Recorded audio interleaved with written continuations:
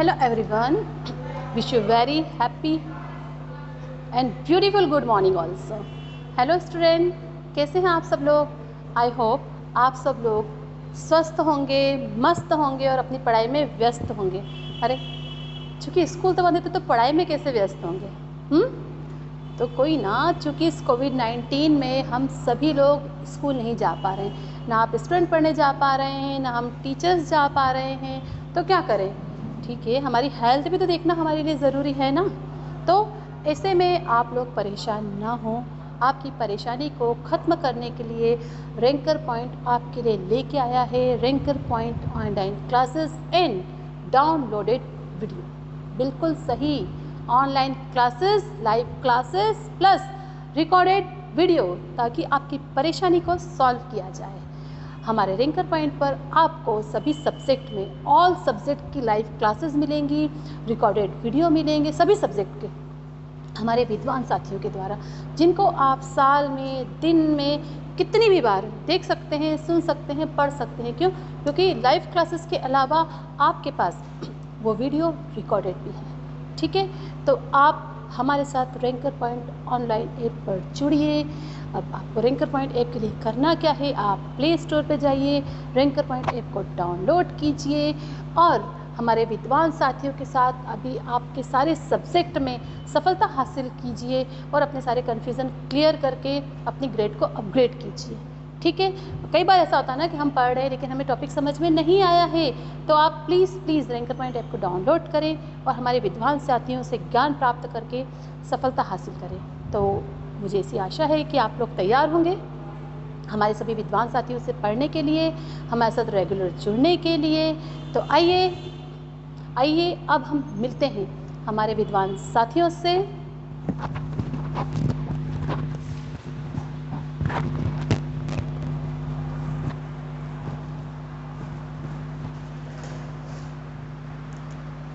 Hello students, how are you? मेरा नाम करिश्मा है और मैं आपकी मैथ्स टीचर हूँ। मैं आज आपको मैथ्स पढ़ाऊँगी। तो आइए अब हम स्टार्ट करते हैं कक्षा 6 की मैथ्स। तो उसको स्टार्ट करने से पहले हम ये देख लें कि हम जो आज यूनिट पढ़ेंगे वो है अपनी संख्याओं की जानकारी। हमारी जो संख्याएं हैं उनके बारे में हम जानकारी प्राप्त करेंगे। सबसे पहले हम ये देखेंगे कि हमारे पास जो अंक होते हैं, अंक क्या क्या होते हैं, तो और संख्याएं जो बनती है वो कैसे बनती है। फिर उसके बाद हम संख्याओं की तुलना करना इसमें सीखेंगे कि किन्हीं भी दो या दो से अधिक संख्याओं में तुलना कैसे की जाए, कैसे पता किया जाए कि कौन सी संख्या बड़ी है, कौन सी संख्या छोटी है। हम आरोही क्रम सीखेंगे, हम अवरोही क्रम सीखेंगे, हम जो स्थानीय मान होता है वो सीखेंगे, संख्याओं को प्रसारित करना, उनका विस्तार करना हम सीखेंगे। हम ये देखेंगे कि भारतीय संख्यांकन पद्धति में किसी संख्या को किस तरह से पढ़ा जाता है और अंतर्राष्ट्रीय संख्यांकन पद्धति में किस तरह से संख्या को पढ़ा जाता है और इन दोनों संख्याओं में अंतर क्या होता है। ठीक है, साथ के साथ इनके क्वेश्चन भी करते चलेंगे हम। तो आइए अब हम स्टार्ट करते हैं अपनी संख्याओं की जानकारी।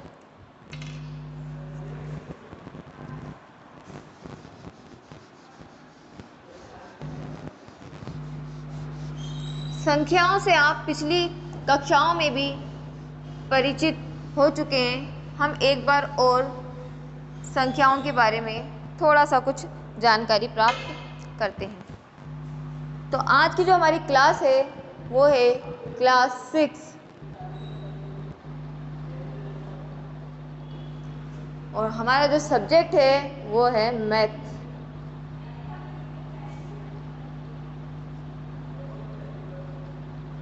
इसमें हमारी जो यूनिट होगी वो है अपनी संख्याओं की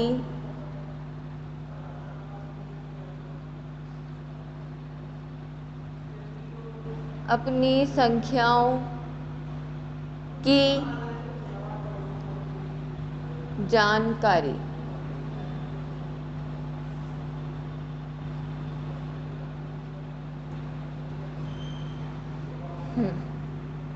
तो देखिएगा, पहली बात तो ये कि जो हमारे पास जो संख्याएं होती हैं वो संख्याएं अंकों से मिलकर बनती है।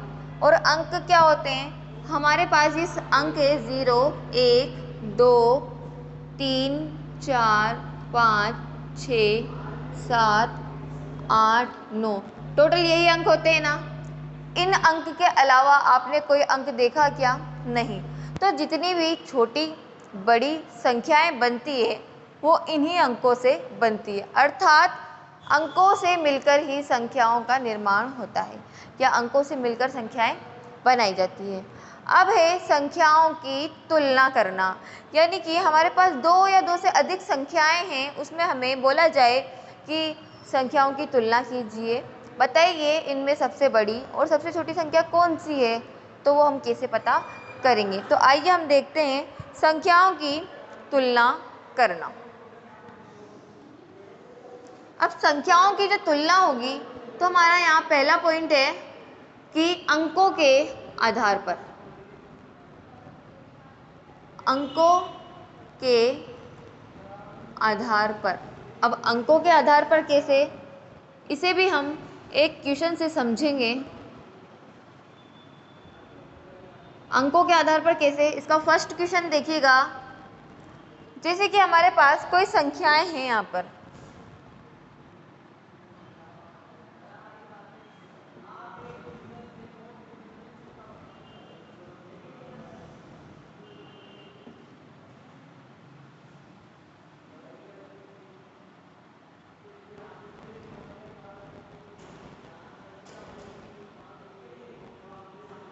ये हमारे पास संख्या है।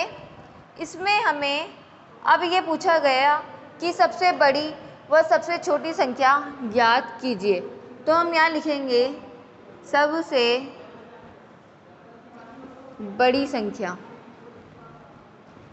ये जो पॉइंट है, इस पॉइंट को मैं इस क्वेश्चन में समझाऊंगी कि इस पॉइंट का क्या अर्थ है।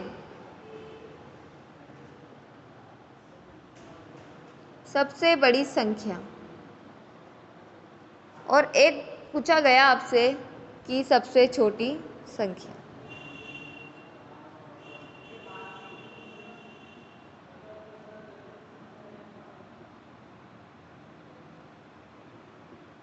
ठीक है, ये दो पॉइंट है। एक तो सबसे बड़ी संख्या याद करनी है और सबसे छोटी। सबसे बड़ी और सबसे छोटी की जो बात की जा रही है वो इस क्वेश्चन की जा रही है कि इस क्वेश्चन में सबसे बड़ी कौन सी है और इस क्वेश्चन में सबसे छोटी कौन सी है। सभी संख्याओं की बात नहीं की जा रही है। ठीक है, अब देखिएगा अंकों के आधार पर, तो इस बात को समझिएगा। जिस संख्या में अंक ज़्यादा होते हैं वो संख्या बड़ी होती है, और जिसमें अंक कम होते हैं वह संख्या छोटी होती है। जैसे कि कितने अंक हैं? 1, 2, 3, 4, 2, 3, 1 और यहाँ पर 6 अंक हैं। तो सबसे ज़्यादा अंक कहाँ पर हैं? सबसे ज़्यादा अंक कहाँ पर है? तो हमारे जो सबसे ज़्यादा अंक हैं वो इस वाली संख्या में है, इसलिए ये वाली संख्या सबसे बड़ी हो जाएगी।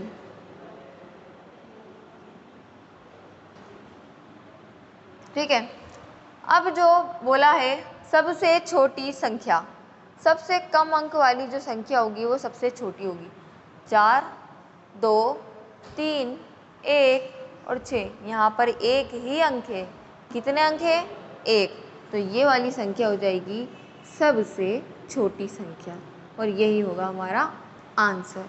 तो इस तरह से हम अंकों के आधार पर किन्हीं भी संख्याओं के मध्य सबसे बड़ी संख्याएं और सबसे छोटी संख्या ज्ञात कर सकते हैं। ठीक है, तो ये था आपका पहला क्वेश्चन अंकों के आधार पर।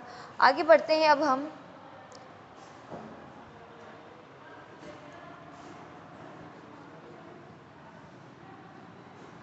यदि अंक समान हो तो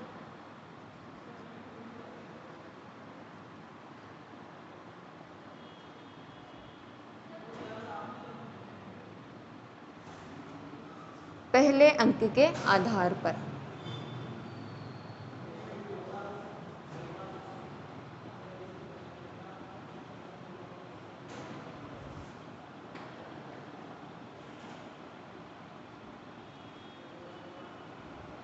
पहले अंक के आधार पर अब इस पॉइंट का जो अर्थ है उसे भी हम क्वेश्चन में समझेंगे।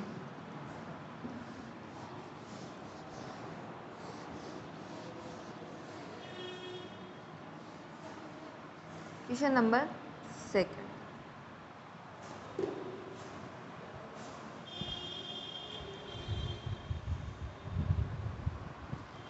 तो देखिएगा, यदि अंक समान हो तो पहले अंक के आधार पर, मान लीजिए यहाँ पर ये 4 अंक की कोई संख्या है, यहाँ भी 4 अंक की कोई संख्या है।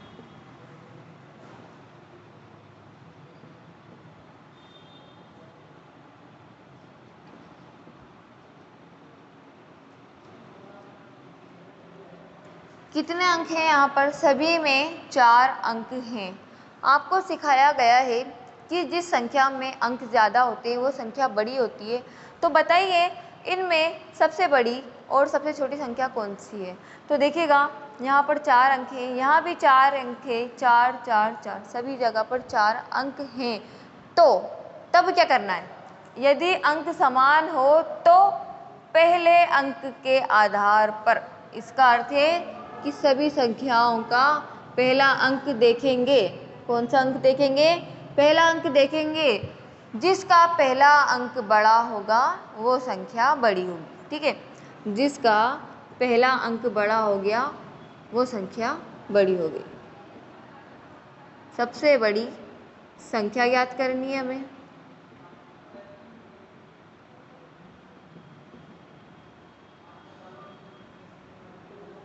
और सबसे छोटी संख्या।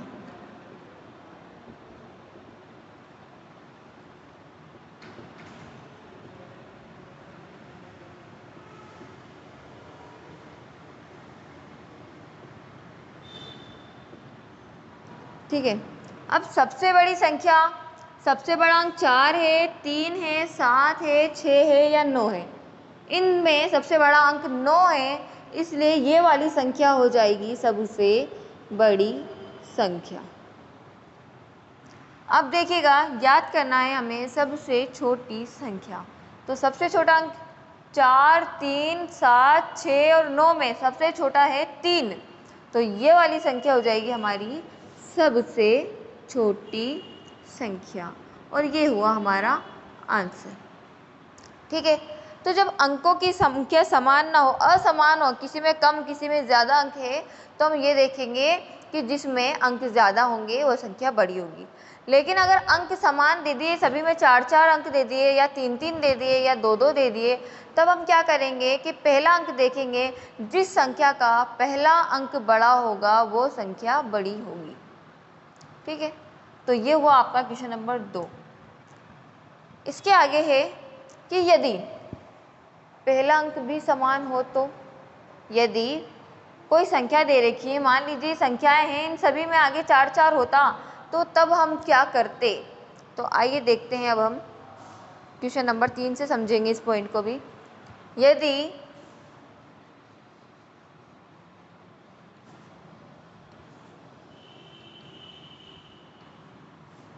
यदि पहला अंक भी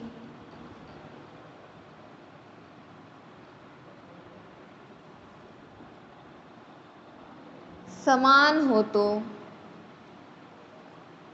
यदि पहला अंक भी समान हो तो दूसरे अंक के आधार पर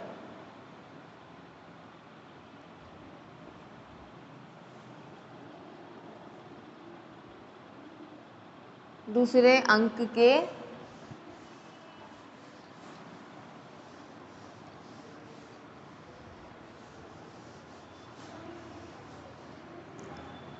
आधार पर।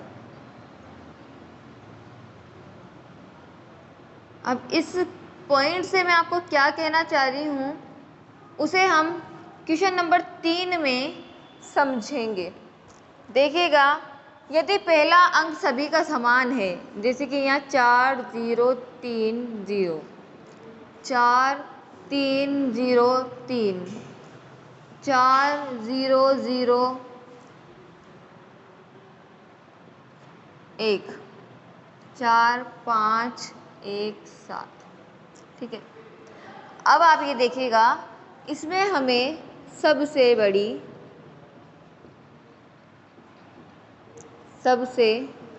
बड़ी संख्या ज्ञात करनी है, सबसे बड़ी संख्या ज्ञात करनी है, और सबसे छोटी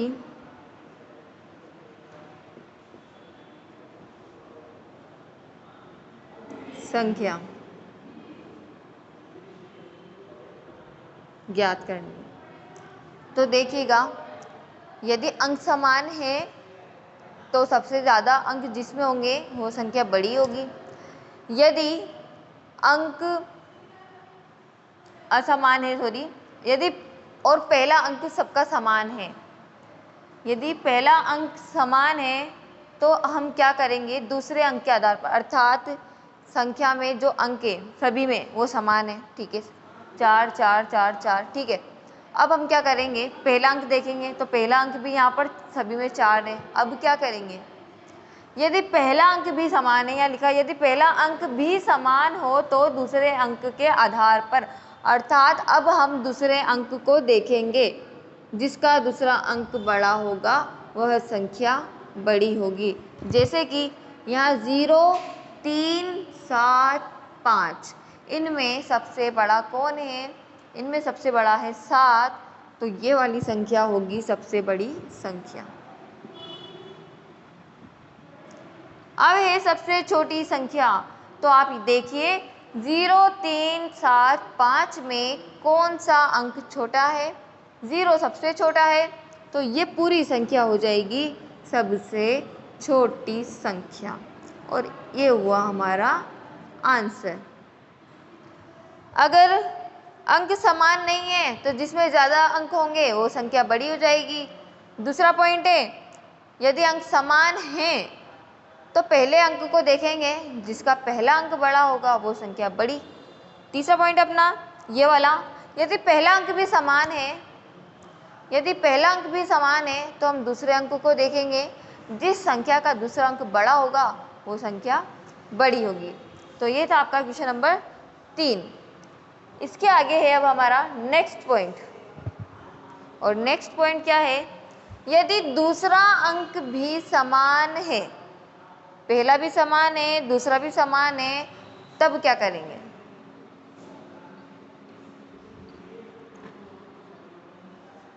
यदि दूसरा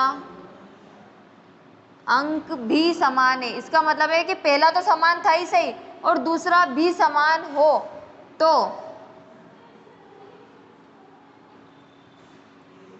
तीसरे अंक के आधार पर, तीसरे अंक के आधार पर, इसे भी हम क्वेश्चन से समझेंगे।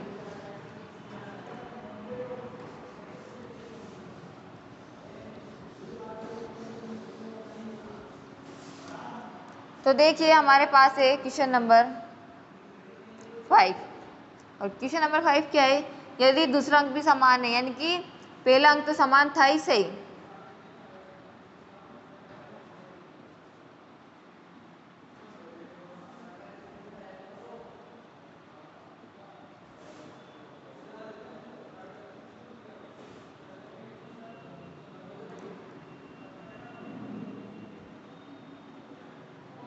ठीक है।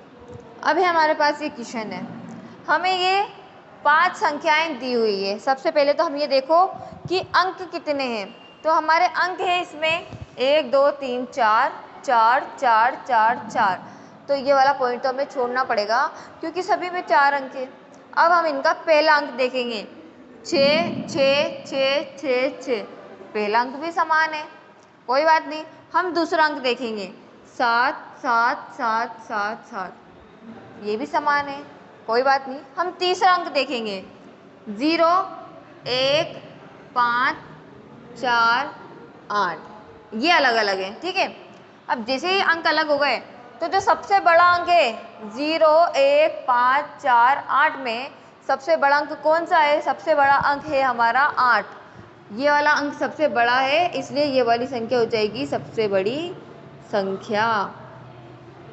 अब है इसके आगे सबसे छोटी संख्या, तो सबसे छोटा अंक 0, 1, 5, 4, 8, सबसे छोटा 0 होता है, तो ये वाली संख्या हो जाएगी सबसे छोटी संख्या, और ये हुआ हमारा आंसर। तो इस तरह से हमारे यहाँ तक 5 क्वेश्चन कंप्लीट होते हैं। इसमें हम संख्याओं की तुलना करना सीख चुके हैं। अब मान लीजिए यही क्रम आगे कंटिन्यू रहता है, जैसे कि मान लीजिए पहला अंक भी समान है, दूसरा अंक भी समान है, तीसरा अंक भी समान है, तो हम चौथा अंक देखेंगे, और चौथा अंक भी समान होगा तो पांचवा अंक देखेंगे, पांचवा अंक भी समान है तो छठा, और ऐसे ही हम आगे इसको चेक करते रहेंगे। तो ये हुआ आपकी संख्याओं को तुलना करना। अब हम आगे पढ़ते हैं इसमें। नेक्स्ट है हमारा अब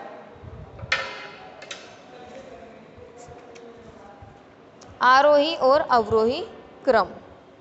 तो अब मैं इसको साफ कर देती हूँ। आरोही तथा अवरोही क्रम पढ़ेंगे हम।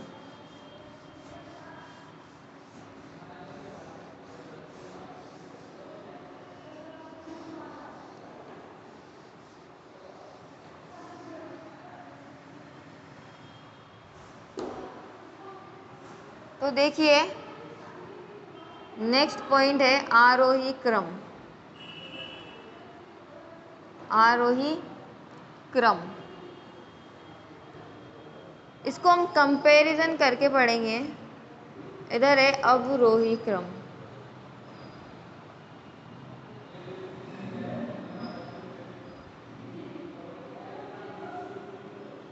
अवरोही क्रम यानी घटता क्रम।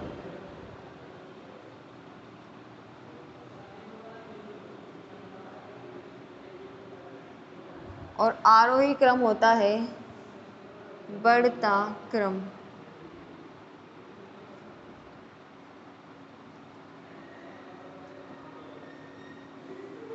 अब घटता क्रम और बढ़ते क्रम से आप क्या समझते हैं, देखना। जैसे कि हम पहली सीढ़ी पर खड़े हुए हैं, हमें ऊपर जाना है, तो पहली के बाद ये पहली सीढ़ी है, ऊपर जाना है हमको, फिर हम दूसरी पर गए, तीसरी पर गए, चौथी सीढ़ी, पांचवी, छठी, और ये हम ऊपर पहुंच गए। तो नीचे से ऊपर चले गए, यानी कि हम आगे बढ़े, और बढ़ता हुआ क्रम होता है आरोही क्रम। फिर उसके बाद हम यहाँ पर ऊपर हैं, अब ऊपर से हमें नीचे आना है, तो हम ऐसे नीचे आएंगे, ऊपर से नीचे, तो ये होता है अवरोही क्रम यानी घटता क्रम। ठीक है, तो आरोही क्रम और अवरोही क्रम आप समझ चुके हैं। आरोही क्रम में हमें सबसे छोटा, फिर बड़ा, बड़ा, फिर उससे बड़ा, और जबकि अवरोही क्रम में सबसे बड़ा, फिर उससे छोटा, फिर उससे छोटा, और फिर उससे छोटा। तो ये था आपका आरोही तथा अवरोही क्रम, और इससे पहले हम सीख चुके हैं संख्याओं की तुलना करना। आगे की क्लास हम नेक्स्ट क्लास में, नेक्स्ट वीडियो में पढ़ेंगे। ठीक है, आज के लिए इतना ही काफ़ी है। अब आइए आप मिलते हैं हमारे नेक्स्ट टीचर से।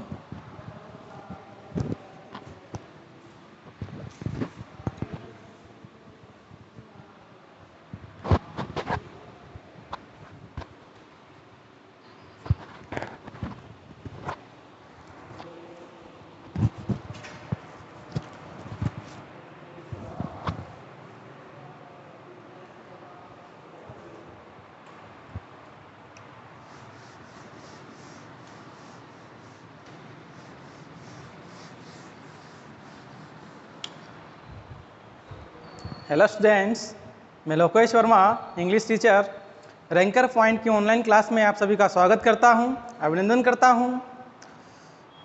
ठीक है, इंग्लिश का जो सारा पोर्शन है वो आपका मैं देखूंगा। ठीक है, आज हम जो पढ़ने वाले हैं टॉपिक है प्रीपोजिशन।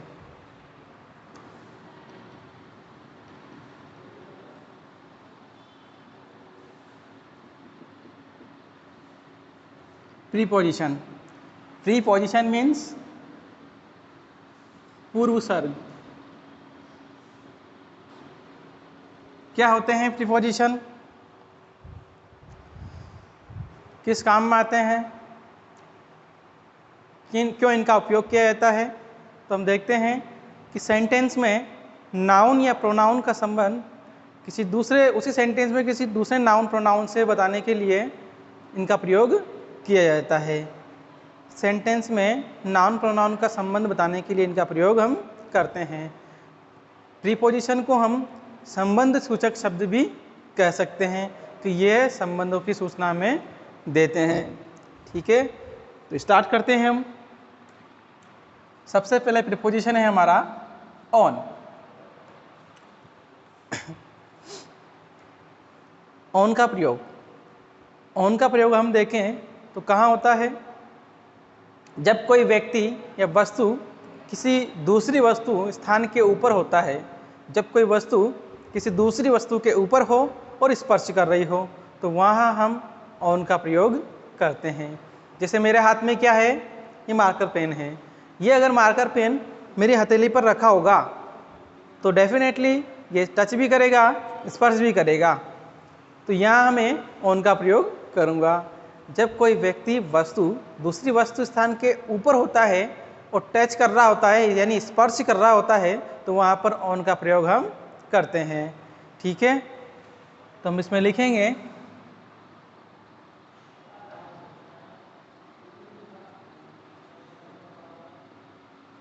जब कोई वस्तु व्यक्ति किसी वस्तु स्थान के ऊपर हो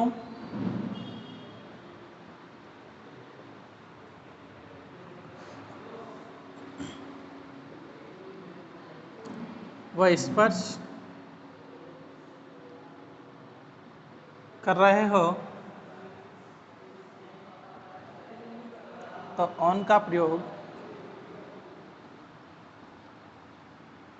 होता है।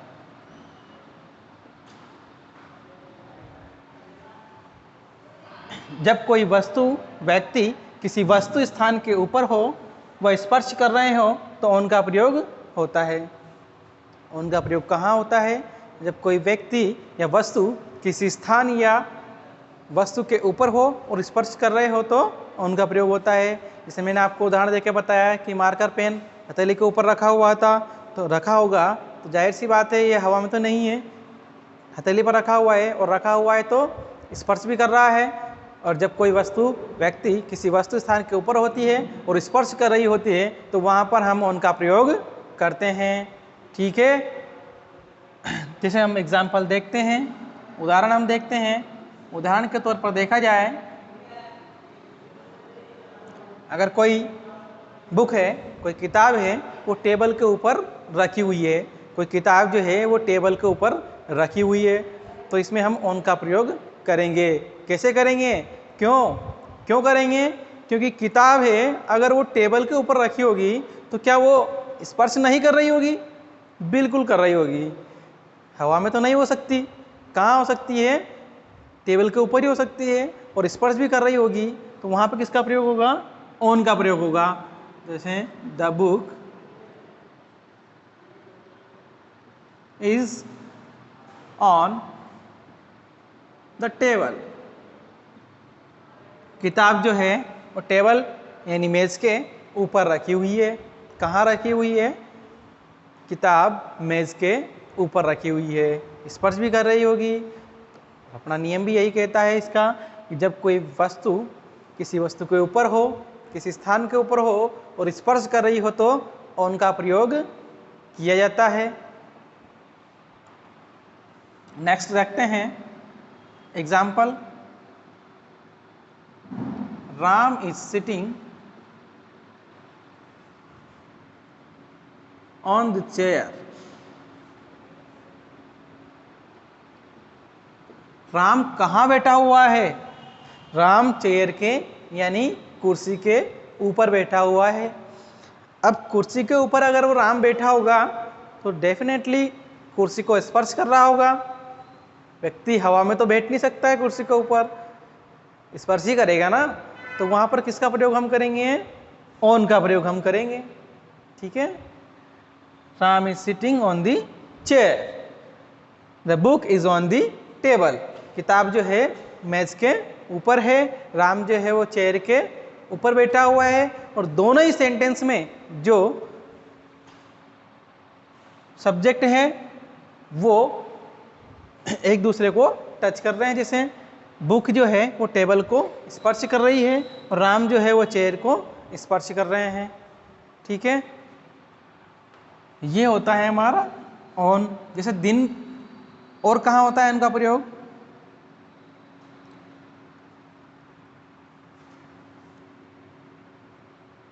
ही केम ऑन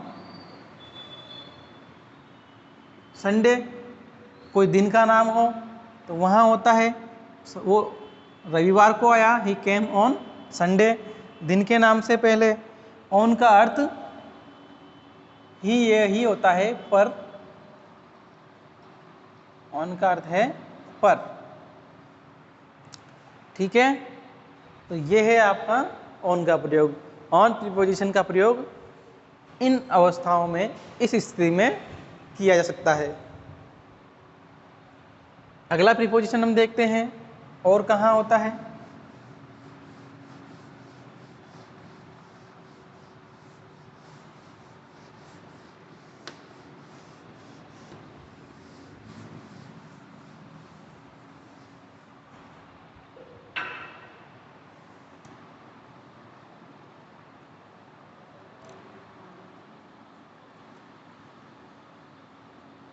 इनका प्रयोग। इनका अर्थ क्या होता है? मैं अंदर,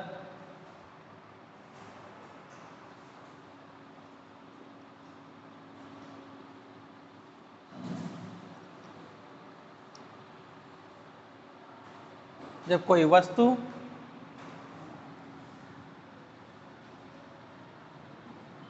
व्यक्ति, जब कोई वस्तु व्यक्ति किसी स्थान,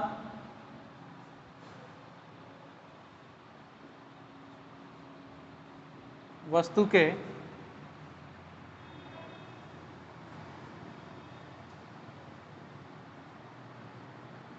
अंदर हो,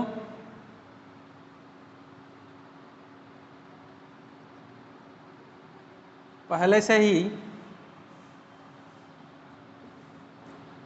तो इनका प्रयोग किया जाता है, किया जाता है। इनका प्रयोग, इनका अर्थ में अंदर, जब कोई वस्तु व्यक्ति किसी स्थान वस्तु के अंदर हो पहले से ही, तो इनका प्रयोग किया जाता है। यह स्थिरता का भाव देता है, स्थिरता का भाव देता है। ये किसका भाव देता है? स्थिरता का भाव देता है। इसमें जो चीज़ें रहेंगी वो स्थिर रहेंगी।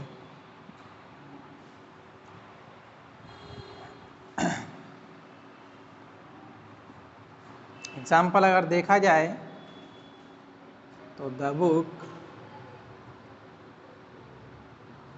इज इन द बैग, किताब जो है वो कहाँ है? बैग के अंदर है। अब बैग के अंदर रहेगी तो स्थिर रहेगी कि नहीं रहेगी? बिल्कुल रहेगी। ठीक है, और कहाँ होता है इनका यूज़?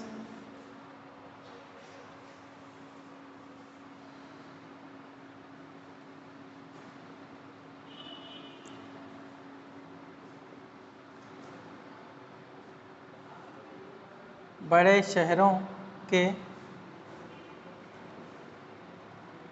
आगे, जैसे he lives in Jaipur, he lives in Jaipur, वो कहाँ रहता है? वो जयपुर के अंदर रहता है। तो बड़े शहर के आगे किसका यूज किया हमने?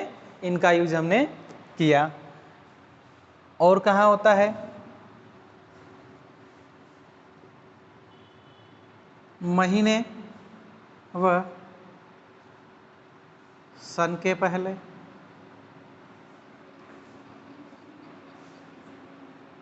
महीने व सन के पहले, इन जुलाई, इन 1947, सन के पहले कैसे होगा देखते हैं हम। एग्जाम्पल, जैसे Mahatma Gandhi was born in 1869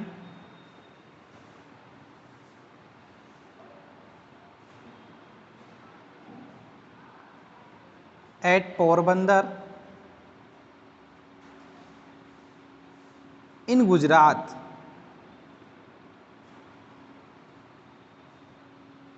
Mahatma Gandhi का जन्म 1869 में कहाँ हुआ था?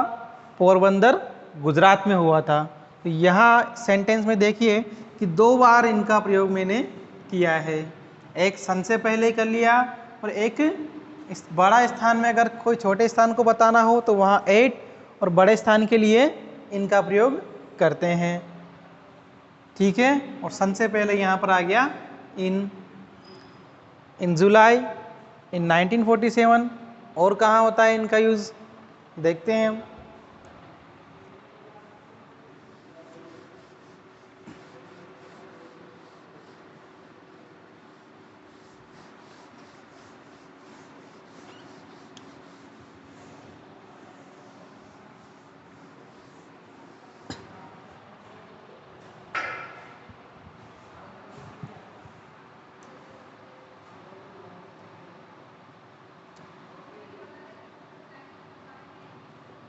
प्रातः, सायं,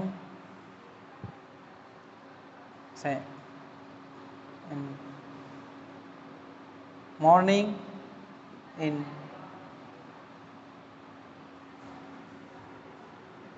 इवनिंग, मॉर्निंग, इवनिंग। और कहाँ होता है? ऋतुओं में।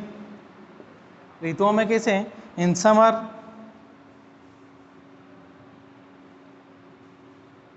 इन विंटर,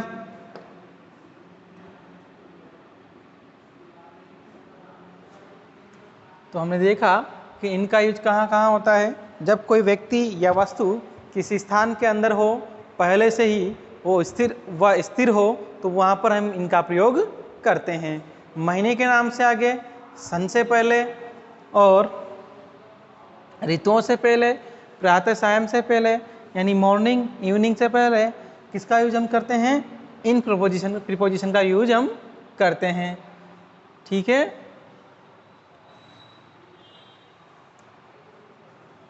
बड़े स्थान, बड़े शहर के लिए इनका प्रयोग किया जाता है। इसे आई लिव इन,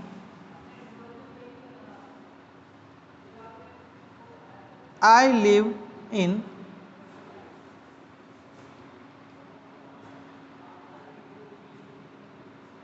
राजस्थान। अब राजस्थान में कोई छोटे स्थान को बताना है तो उसके आगे हम यूज करेंगे एट प्रीपोजिशन का। किसी बड़े स्थान में छोटे स्थान को दर्शाना है तो वहाँ पर एट आएगा, और बड़े स्थान को दर्शाना है तो इन आएगा। I live in Rajasthan at Jhalawar, I live in Rajasthan at Jhalawar. इस तरीके से राजस्थान बड़ा है, उससे छोटा क्या है फिर? झालावाड़। और अगर यहाँ पे पहले झालावाड़ होता और उसके अंदर किसी छोटे स्थान को बताना होता तो फिर उसके आगे हम एट का प्रयोग करते और झालावाड़ के आगे इनका प्रयोग करते।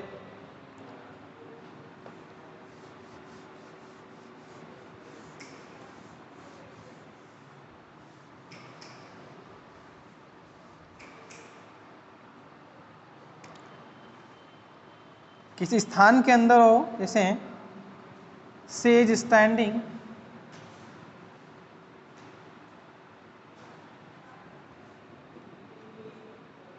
इन दी रूम। वह कहाँ खड़ी हुई है?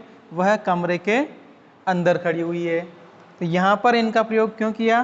क्योंकि डेफिनेशन में हमने लिखा है कि कोई व्यक्ति किसी स्थान के अंदर हो पहले से ही, तो वहाँ पर इनका यूज किया जाता है। और नेक्स्ट प्रीपोजिशन हम देखते हैं एट, क्योंकि एट और इनका प्रयोग साथ में होता है बहुत सी जगह पर, इसलिए एट को पढ़ना जरूरी है।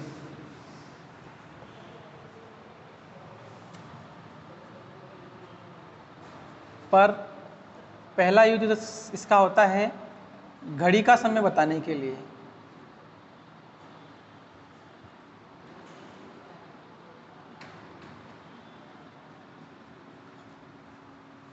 जैसे एग्जाम्पल अगर देखा जाए तो आई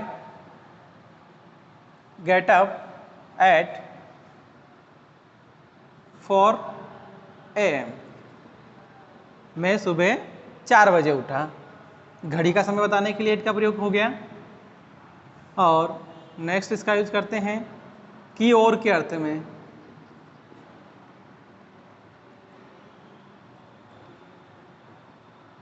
हम बोलते हैं लुक एट मी, यानी मेरी ओर देखो। और कहाँ करते हैं? निकटता दर्शाने के अर्थ में।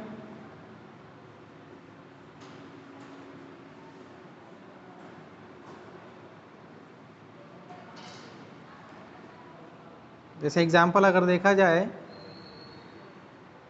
She is standing at the door, वह दरवाजे के पास में खड़ी हुई है। ठीक है। और कहाँ होता है? बड़े स्थान में छोटे स्थान को दर्शाने के लिए।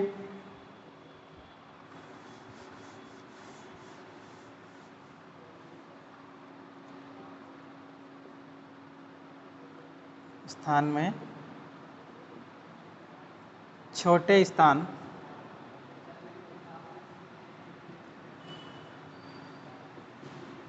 को दर्शाने के लिए, इसे अभी बताया था मैंने, आई लिव इन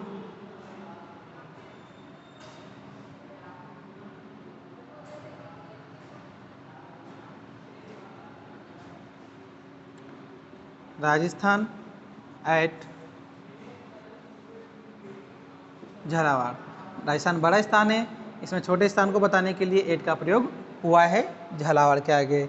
ठीक है। तो इस तरीके से हमने एक सिंपल वे में इजी तरीके से जाना कि प्रीपोजिशन को कैसे पढ़ा जा सकता है, उनका प्रयोग कैसे किया जा सकता है।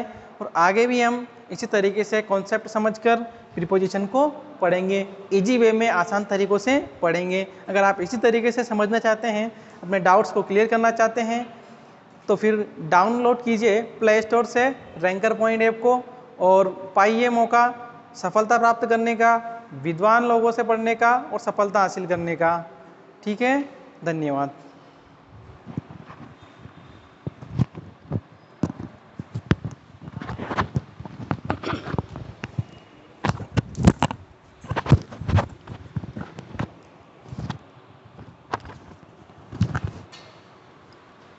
Hello everyone, wish you very and happy, healthy and beautiful good morning also। मैं हूँ आपकी साइंस टीचर दीपा पवार। आप सभी का रैंकर पॉइंट ऑनलाइन क्लासेस में स्वागत करती हूँ। तो सबसे पहले हम बोर्ड को साफ करके अपने सब्जेक्ट के बारे में बात कर लेते हैं। ठीक है।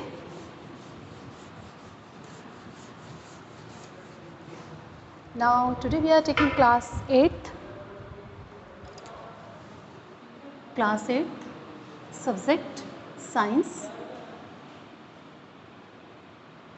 Subject science. और हम बात करेंगे यहाँ पर,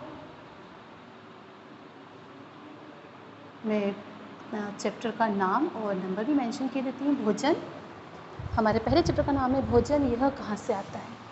भोजन यह कहाँ से आता है? Question mark. ठीक है। Hello everyone. Today we are taking class 8 subject science chapter number first. English name is where does the food come from? भोजन यह कहाँ से आता है। क्लास 6 ले रहे हैं हम लोग। क्लास 6 में हम चैप्टर नंबर फर्स्ट देख रहे हैं, भोजन यह कहाँ से आता है। तो इसके पहले भी हमने भोजन के सोर्स के बारे में आप लोगों ने छोटी क्लासेस में पढ़ा होगा। तो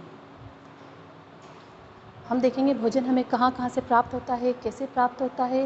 देखिए, आप लोग अपने डाउट्स क्लियर करना चाहते हैं, अपनी स्टडी को कंटिन्यू रखना चाहते हैं, तो आप हमारे साथ रैंकर पॉइंट ऑनलाइन क्लासेस में जुड़िए, लाइव क्लासेस में जुड़िए, जहाँ पर आपको मिलेंगे लाइव क्लासेस सभी विद्वान साथियों के द्वारा ऑल सब्जेक्ट में, और आपको मिलेंगी डाउनलोडेड वीडियो। जी हाँ, डाउनलोडेड वीडियो मिलेंगी जो आप दिन में, साल में कितनी भी बार देख सकते हैं, सुन सकते हैं, समझ सकते हैं, जब तक कि आपके सारे डाउट्स क्लियर ना हो।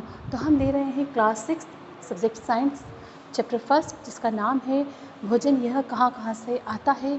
इसका हम पढ़ेंगे भाग 1। देखिए, भाग 1 सुनकर आप लोग कंफ्यूज ना हो।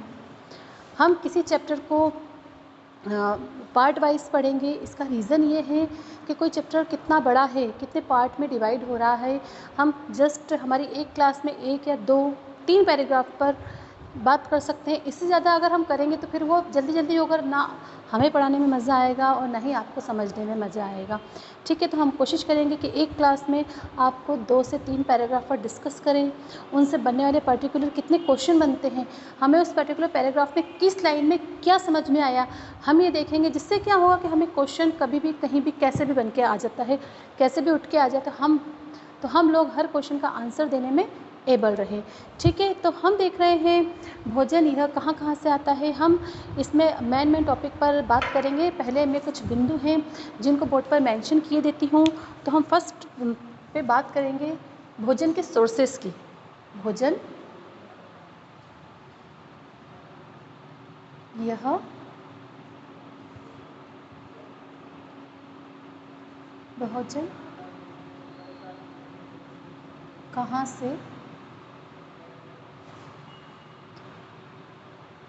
प्राप्त होता है।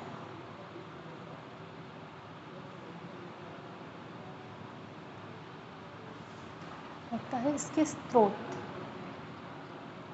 का मतलब होता है साधन। ठीक है, फिर हम दूसरे इसके बिंदु पर बात करेंगे कि अलग अलग भोजन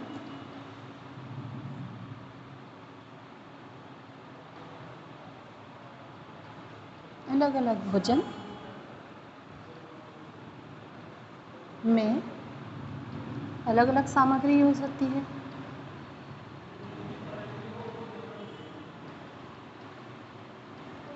फिर हम देखेंगे अलग अलग भोजन में अलग अलग समय लगता है।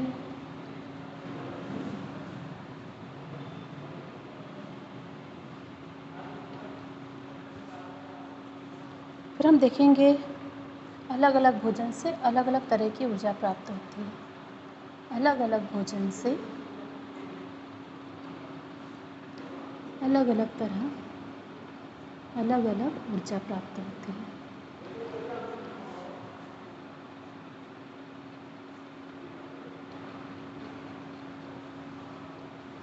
देखिए, कुछ टॉपिक हैं जिन पर हम बात करेंगे।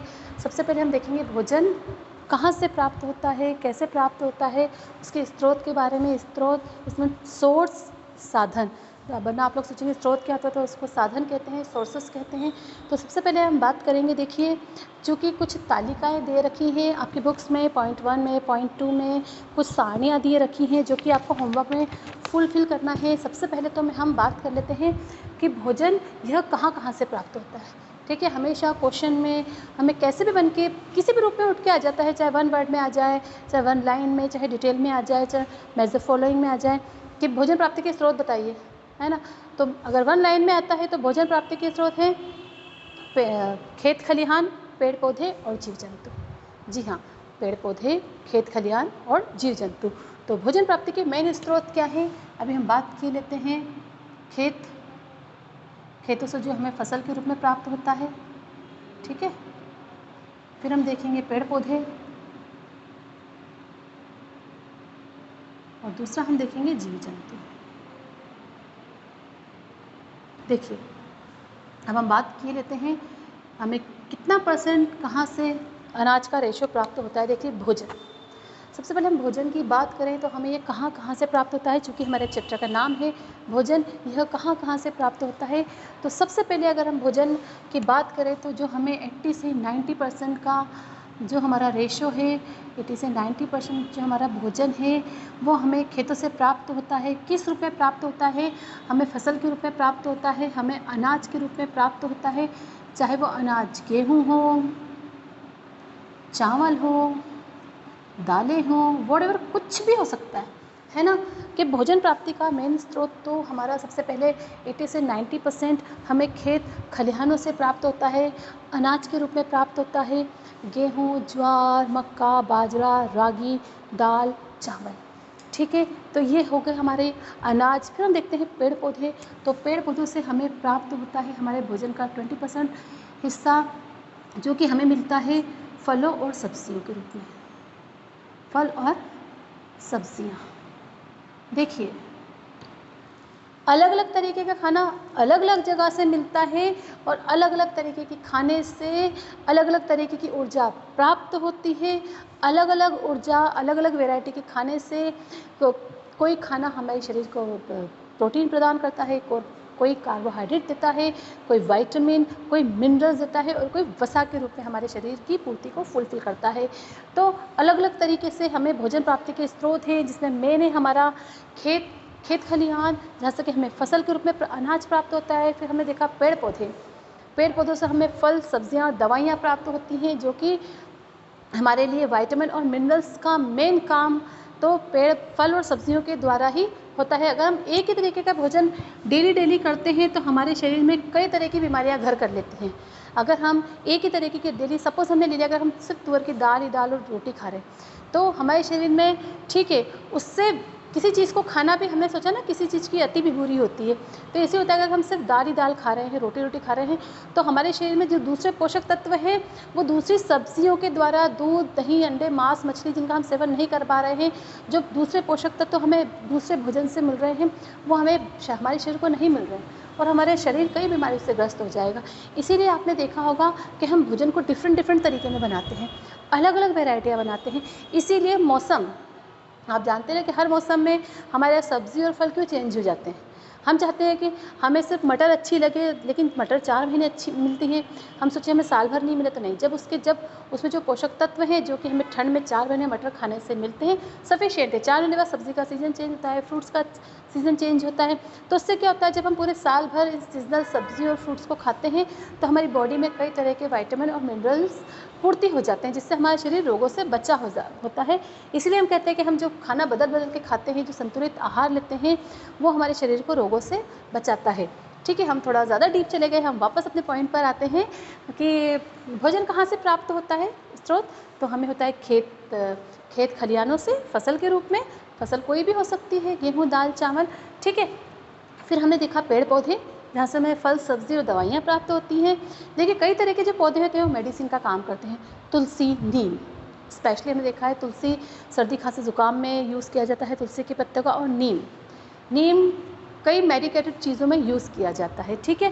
फिर हम देखते हैं हमारे खाने का 20% होता है जीव जंतुओं से। कैसे होता है प्राप्त? मांस, मछली और अंडे के द्वारा। मांस, मछली, अंडे और दूध। देखिए, 20% रेशियो हमें प्राप्त होता है जीव जंतु से। जो कि मांसाहारी लोग हैं वो मांस, मछली का सेवन करते हैं, अंडों का सेवन करते हैं, और हमारे खाने का मुख्य स्रोत 10% डिपेंड करता है दूध पर, ठीक है। और दूध हमें प्राप्त होता है जीव जंतु से। गाय और भैंस हमारे दूध देने के साधन है, गाय, भैंस, बकरी। दूध मेन सोर्स में आता है क्योंकि दूध से ही दही, पनीर, मावा, घी सब बनता है। आप जानते हैं दूध पीते हैं, डॉक्टर कई बार हमें बोलता है हमारी बॉडी में कैल्शियम की कमी है, आप दूध लें, या उसका सब्स्टिट्यूट आप या तो दही ले सकते हैं, पनीर खा सकते हैं। अगर हमारी बॉडी लो फील कर रही है तो अगर वसा की कमी है तो दूध से बन के जो घी बनता है हम उसको वसा के रूप में यूज़ करते हैं। ठीक है, तो हमने देखा कि हमारे खाने का मुख्य स्रोत क्या है, भोजन कहाँ से प्राप्त होता है, भोजन के मुख्य स्रोत क्या हैं।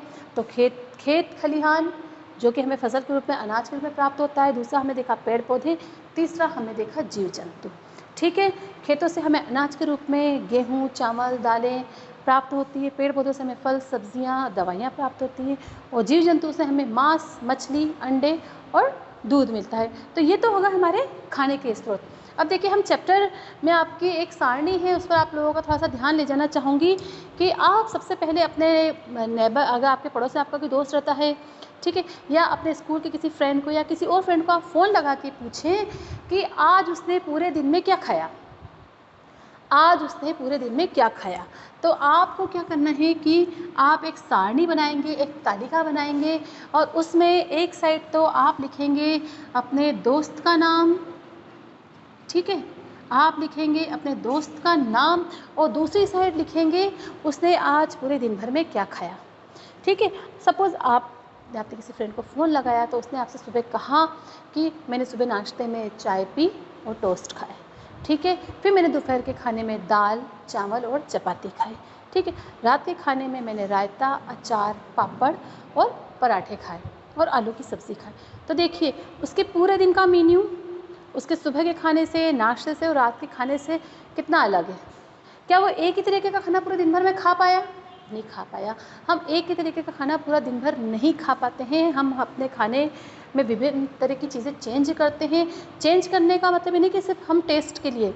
जब हम चीज़ों को चेंज करते हैं तो हर फल, सब्ज़ी में, हर अनाज में अलग अलग तरीके के कार्बोहाइड्रेट, प्रोटीन, वसा, मिनरल्स पाए जाते हैं, जो कि हमारी बॉडी को संतुलित रखने का काम करते हैं। संतुलित आहार से हमारी बॉडी को ऊर्जा मिलती है।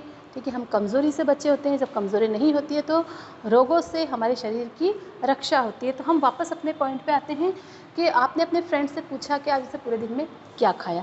ठीक है, तो ये सारणी है, ये भी आपको आगे पता पड़ेगा कि ये तालिका हम क्यों बना रहे हैं। अब हम देखते हैं अलग अलग भोजन में अलग अलग सामग्री। सपोज़ आपने चावल लिया, चावल को पानी में सक किया, मतलब धोया, गलाया और आपने आँच पर चढ़ाया। जस्ट उस चावल को देखिए, आँच पे तो आपको चढ़ाना पड़ेगा, चाहे कुछ भी हो। बिना गैस की, अंगीठी के, चूल्हे के कोई भी खाना पकेगा नहीं। ठीक है, हमने चावल लिया, उसमें उसकी मात्रा के अकॉर्डिंग पानी डाला और चावल को पकाया। ठीक है, विदिन अ 10 to 15 मिनट्स चावल रेडी हो जाएगा। इसी तरह अगर हम रायते को देखें, हमने दही को फेंटा, उसमें नमक, मिर्ची डाली और बूंदी डाली, हमारा रायता बिना आँच पे चढ़ाए 5 मिनट में तैयार है। हमने रोटी को देखा, हमने गेहूं का आटा लिया, उसको पानी से मथा, चपातियाँ गोल गोल बेली और वो गैस पर सेक कर रेडी है तवे पर। लेकिन हम पूड़ी की बात करें तो पूड़ी के लिए हम आटा टाइट लगा के छोटी छोटी बेलेंगे और डीप तेल में उनको फ्राई करेंगे लाल होने तक। ठीक है, इसी तरह अगर हम आलू के पराठे की बात करें, है ना, तो आलू के पराठे के लिए हम आटा तो सेम रोटी की प्रोसेस का लगाएंगे, बट हम आलू को छील के, उबाल के, उसको मैश करके, उसके अंदर सारे मसाले डाल के फिलिंग तैयार करेंगे। फिर आटे की लोई में उसको भर के धीरे धीरे बेल के हम पराठा तैयार करेंगे। ठीक है, तो हमने देखा चावल की प्रोसेस अलग थी, हमने देखा रायते की अलग थी, हमने देखा पूड़ी की अलग थी, हमने देखा रोटी की, हमने देखा पराठे की। ठीक है, तो हमने क्या देखा कि अलग अलग खाने को बनाने में अलग अलग समय लगा, अलग अलग सामग्री लगी। तो यहाँ से हमारे 2 क्वेश्चन कंप्लीट हुए। देखिए, 2 चीज़ों पे हमने बात कर ली कि एक तो अगर हमने सबसे पहले चावल बनाया तो सिर्फ चावल के लिए क्या लगा, चावल और पानी, और बनाने में अलग समय लगा। ठीक है, उसके लिए हमें गैस की ज़रूरत पड़ी, आँच की ज़रूरत पड़ी। हमने रायता देखा, रायते को हमने बिना आँच के नमक, मिर्ची और बूंदी के साथ, दही के साथ रेडी किया। तो चावल बनाने में, रायता बनाने में टाइम भी अलग अलग लगा, किसी में आँच की ज़रूरत पड़ी, किसी में नहीं पड़ी, और टाइम भी अलग अलग कंज्यूम हुआ। फिर हमने देखा रोटी में, आलू के पराठे में और पूड़ी में अलग अलग समय लगा, अलग अलग सामान की ज़रूरत पड़ी। तो हमने ये देखा कि अलग अलग भोजन में अलग अलग सामग्री और अलग अलग समय की ज़रूरत होती है। क्लियर? ये हमने देखा कि अलग अलग भोजन में अलग अलग सामग्री लगी प्लस अलग अलग समय लगा। ठीक है। अब हम आते हैं वापस से नीचे वाले पॉइंट पर कि अलग अलग भोजन से हमें अलग अलग ऊर्जा प्राप्त होती है। देखिए, हमें देखा कि जो हमें दूध मिलता है, दूध से हमारे शरीर में कैल्शियम, ठीक है, कैल्शियम की कमी को फुलफ़िल करता है दूध। हम कई बार डॉक्टर के पास जाते हैं, हम कहते हैं हमारे बाल खिल रहे हैं, हमें बॉडी में बहुत जल्दी थकान फील होती है, तो आपसे डॉक्टर क्या कहता है, आपके अंदर कैल्शियम की कमी है, या तो आप कैल्शियम की गोली लें या आप दूध ज़्यादा से ज़्यादा पिए हैं। और अगर आप मांसाहारी हैं तो आप मांस का सेवन करें, है ना। तो दूध अलग अलग भोजन से अलग अलग ऊर्जा, दूध से, दही से, ठीक है, और पनीर से और मछली अंडे से हमारे दूध में कैल्शियम की कमी पूरी होती है। देखिए, हमारे शरीर में कार्बोहाइड्रेट्स का, प्रोटीन का, विटामिन का, मिनरल्स का, वसा का, इन सभी का लेवल में होना ज़रूरी है। आपने कई बार देखा होगा कि हमारे शरीर में अगर किसी विटामिन या मिनरल्स की कमी हो जाती है ना, तो हमारे बाल खिलते हैं, हमारी आईसाइट वीक हो जाती है, हमारे नाखून टूटने लग जाते हैं या येलो कलर के पड़ जाते हैं। तो जब हम डॉक्टर के पास जाते हैं तो कहते हैं कि आपके अंदर विटामिन की कमी है, आप ज़्यादा से ज़्यादा खट्टे फल खाइए। तो विटामिन काहे में पाया जाता है, ज़्यादा से ज़्यादा फ्रूट्स में पाया जाता है और हरी सब्जियों में पाया जाता है। इसी तरह हम अनाज की बात करते हैं तो गेहूँ, चावल, दालों से हमारे शरीर को कार्बोहाइड्रेट्स मिलता है। कार्बोहाइड्रेट्स जो है हमारे शरीर में बहुत ज़्यादा ऊर्जा का काम करता है। तो हमने देखा कि अलग अलग भोजन से अलग अलग ऊर्जा प्राप्त हुई। हमें गेहूँ, चावल, दालों से अलग अलग कार्बोहाइड्रेट मिला, वसा मिली, घी से हमें वसा मिली, दूध से हमें कैल्शियम मिला, दालों से हमें प्रोटीन मिला, फल सब्जियों से हमें विटामिन और मिनरल्स मिले, ठीक है। तो ये हमने देखी कुछ चीज़ों की बातें कि अलग अलग भोजन से अलग अलग ऊर्जा मिली हमें, ठीक है। हम एक बार फिर से बात कर लेते हैं कि भोजन हमें कहाँ कहाँ से प्राप्त होता है। तो भोजन हमें, जो हमारे भोजन प्राप्ति के स्रोत हैं वो खेत खलिहान, जो फसल हमें अनाज के रूप में प्राप्त होती है, पेड़ पौधों से हमें फल सब्जियाँ और दवाइयाँ प्राप्त होती है, जीव जंतु से हमें मांस, मछली, अंडे और दूध के रूप में भोजन प्राप्त होता है, ठीक है। फिर हमने देखा अलग अलग भोजन में अलग अलग सामग्री, हमने चावल बना के देखे, ठीक है, हमने रायता बना के देखा, हमने आलू के पराठे, पूड़ी और रोटी को बनाकर देखा कि सब में अलग अलग समय लगा और अलग अलग सामग्री लगी। फिर हमने ये देखा कि अलग अलग भोजन से अलग अलग ऊर्जा प्राप्त हुई। देखिए, जब हम दाल, चावल, गेहूँ, दालें खाते तो अलग चीज़ों की पूर्ति होती है। जब हम फल सब्जियाँ लेते हैं तो हमारी बॉडी को विटामिन मिलता है। मांस, मछली, अंडे और दूध से प्रोटीन, वसा और कैल्शियम की कमी पूरी होती है।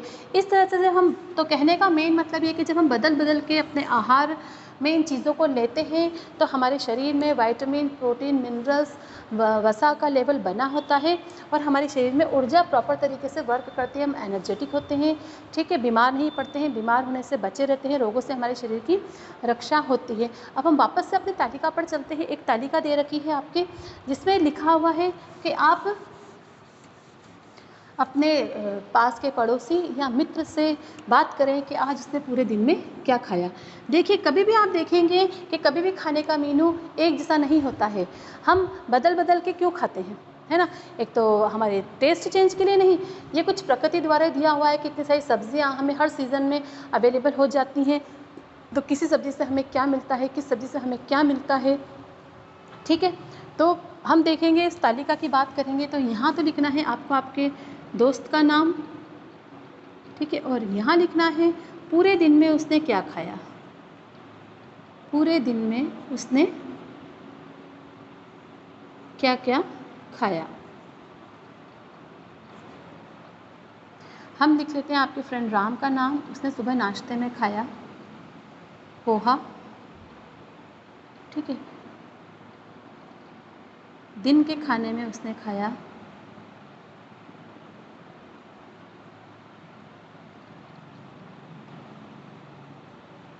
दाल, चावल, रोटी। इसी तरह उसने रात में खाया सब्जी आलू की और पूड़ी। हो गया ना। देखिए, राम के खाने का मीनू पूरी तरह से चेंज था। खाने की मीनू को चेंज करने से मतलब ये नहीं है कि हम वैरायटी का खाना तो खाना चाहते हैं, लेकिन अलग अलग खाने से हमारे शरीर को अलग अलग तरह की ऊर्जा मिलती है, अलग अलग तरह के विटामिन, प्रोटीन और मिनरल्स मिलते हैं। तो हमने आज क्लास में देखा कि हमें भोजन कहाँ कहाँ से प्राप्त होता है, कैसे प्राप्त होता है। ठीक है, पेड़ पौधों से होता है, जीव जंतु से होता है और खेतों से होता है। हमने देखा अलग अलग भोजन में अलग अलग सामग्री, अलग अलग समय और अलग अलग भोजन को करने से अलग अलग ऊर्जा की प्राप्ति होती है। तो आई होप कि हमने जो क्लास में पढ़ा वो आप लोगों को समझ में आया होगा। इसी तरह से आप अपने सारे प्रॉब्लम सॉल्व करें और अपनी पढ़ाई में सफलता हासिल करके डे बाय डे अपनी पढ़ाई को कंटिन्यू रखें, हमारे साथ जुड़िए। तो अगर आपको हमसे पढ़ के अच्छा लगा है और आप अपनी स्टडी को कंटिन्यू रखना चाहते हैं तो आप लोग आज ही प्ले स्टोर पर जाकर रैंकर पॉइंट ऐप को डाउनलोड कीजिए और हमारे साथ लाइव क्लासेस में जुड़िए और डाउनलोडेड वीडियो लीजिए। Okay, now class is over now. Have a good day, nice day. Bye bye everyone.